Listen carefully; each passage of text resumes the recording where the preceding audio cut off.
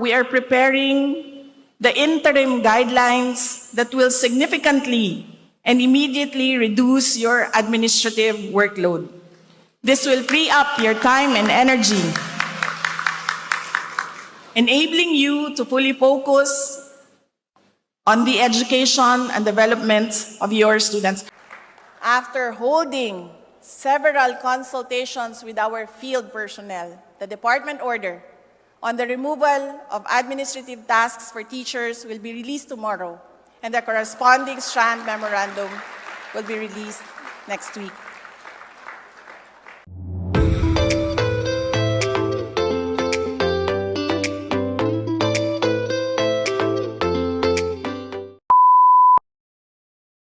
We will continuously strengthen teacher support through professional development programs for educators and school leaders, as well as training for teaching reading across grade levels.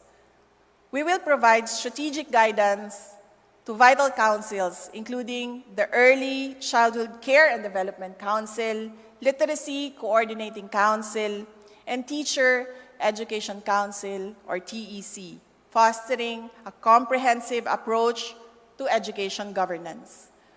We will move quickly to strengthen pre-service and in-service teacher education through the TEC. To further empower educators, we will develop school-based training packages and session guides to ensure that field personnel are equipped with effective curriculum implementation.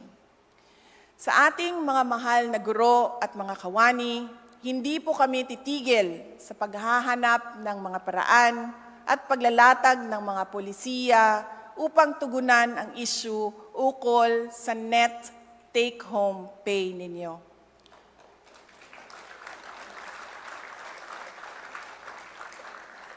We will soon issue the Employer Welfare and Well-being Policy Guidelines. We will be establishing a calamity fund that will provide immediate financial assistance to our teachers and personnel in times of disaster. We do recognize the burden that comes not only with calamities, but those also brought about by medical emergencies. Thus, we will also propose and fervently move for the amendment of an administrative order that will allow us to finally provide health insurance for our teachers and non-teaching personnel. We will also issue a policy on teaching overload pay. We want to ensure that our teachers are rightfully compensated for hours of actual classroom teaching beyond the 6-hour limit provided under the Magna Carta for teachers. Aside from overload pay, we also want to give overtime pay to our teachers. Historically, for non-teaching tasks performed outside their regular working hours, teachers are only compensated through service credits. In the next budget cycle, DepEd will be proposing a budget that will enable us to grant overtime pay to our teachers. Speaking of service credits, we will also increase the cap for service credits. We will raise the cap from the current 15 days to at least 30 days. DepEd is also aware of the concerns regarding the Continuing Professional Developments, or CPD. We have initiated talks with the Professional Regulation Commission towards streamlining the accreditation process for all DepEd-NEA professional development programs across all governance levels. With this, our teachers will not have to absorb additional financial burden for CPD units. Finally, we have always expressed our intention to remove administrative tasks from our teachers. We continue to advocate for better resources, improved working conditions, and enhance professional development opportunities. As a way of ensuring that the Department of Education listens to your pleas, we have taken substantial steps to address some, if not all, of your concerns.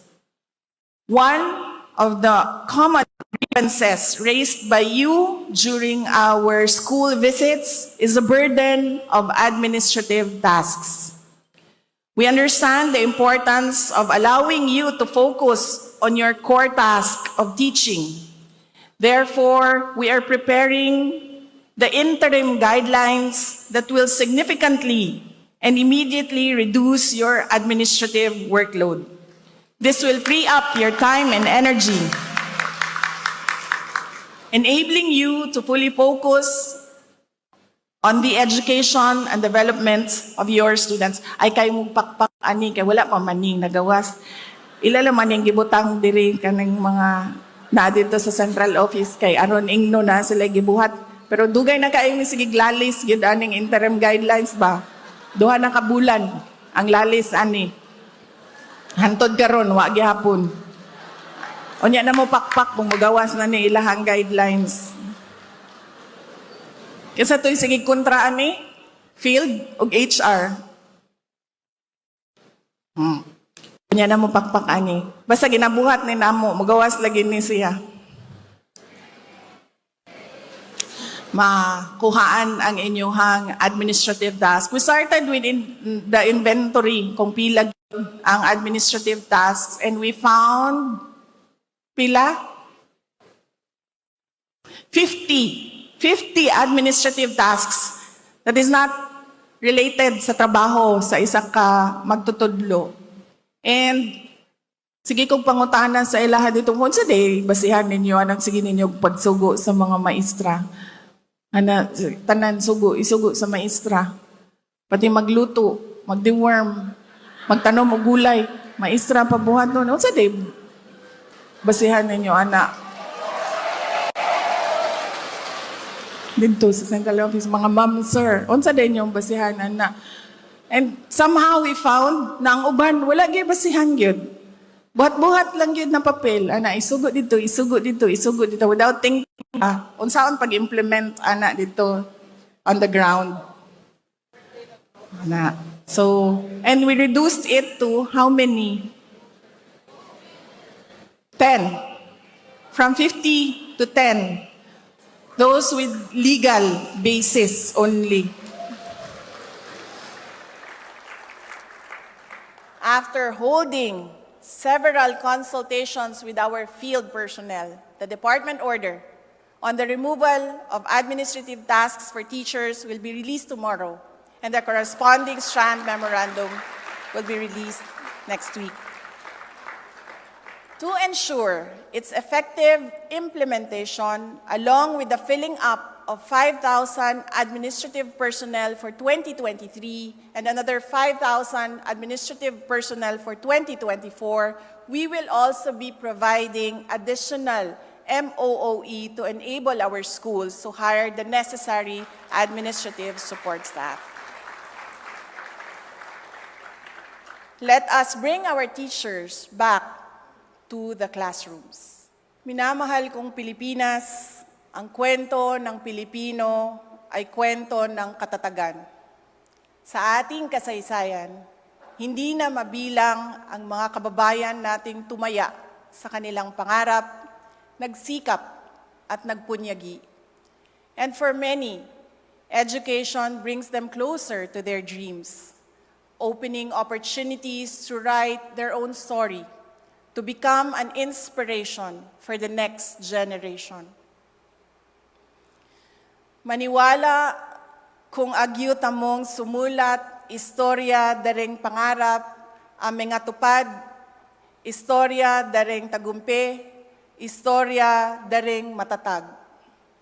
We must raise our children to carry this resilience within their hearts and minds for their future. We must carry this resilience within us to build the matatag nation we all dream of para sa bagong Pilipinas. Mga kaigsuunan, magpadayon kita nga magmadasigon ug dili mahuyang. Taliwala sa mga nagkalain-lain nga pagsulay, tungod kay mas mahinungdanon nga atong masaksihan ang nagkadaiyang dagway sa kalampusan ug mga nakab-ot nga pangandoy sa atong mga anak. Tungod sa atong pagtinabangay, tungod kay kita matatag. We will push forward.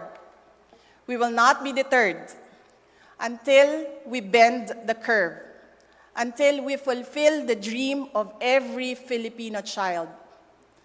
Arapaap dagiti ubing intay patalgeden. Hanggat may batang nangangarap, mananatili tayong matatag para sa kanilang kinabukasan.